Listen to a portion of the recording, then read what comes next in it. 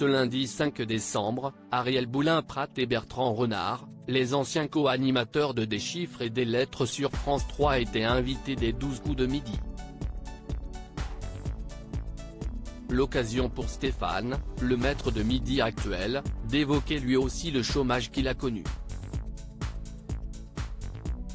Présent depuis le 20 août 2022 sur le plateau des 12 coups de midi, Stéphane est déjà le 5e meilleur maître de midi de l'histoire du programme.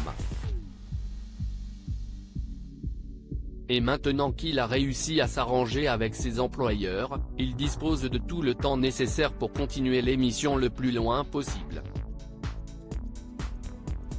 Celui conseil émotif n'est pas resté indifférent au sort réservé par deux invités d'exception et a livré également quelques confidences sur son ancienne situation professionnelle.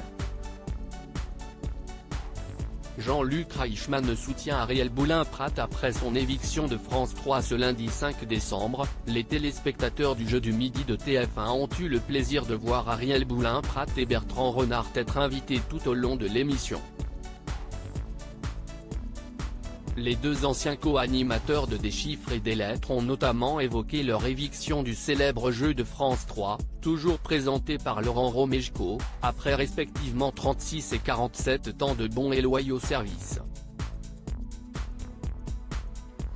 On ne va pas trop mal, il y a pire, a expliqué Ariel Boulin-Prat.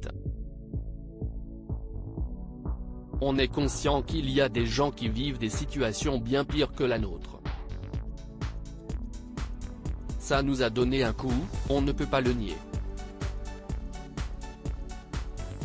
Mais on va rebondir, a-t-elle poursuivi. Les deux anciens experts du jeu culte ont pu compter sur le soutien de Jean-Luc Reichmann. J'ai trouvé ça d'une injustice, a déclaré l'animateur de TF1. Les 12 coups de midi, Stéphane au chômage pendant 2 ans. Stéphane également a tenu à montrer sa sympathie pour le mythique duo en parlant de sa propre expérience personnelle.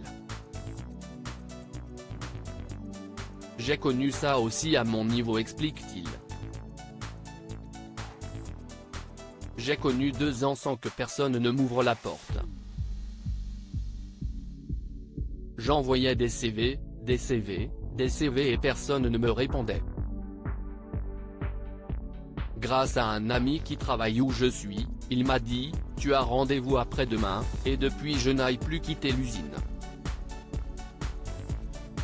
Des aveux touchants qui n'ont pas déstabilisé le maître de midi qui a réussi à vaincre ses adversaires du jour. On le retrouvera dans un cadre plus festif à l'occasion du Grand Prix de Noël des 12 coups de midi, le samedi 24 décembre, aux côtés notamment de Timothée, Bruno ou encore Blandine. À lire aussi les 12 coups de midi, cette étonnante anomalie sur les toiles mystérieuses pointée du doigt par les internautes.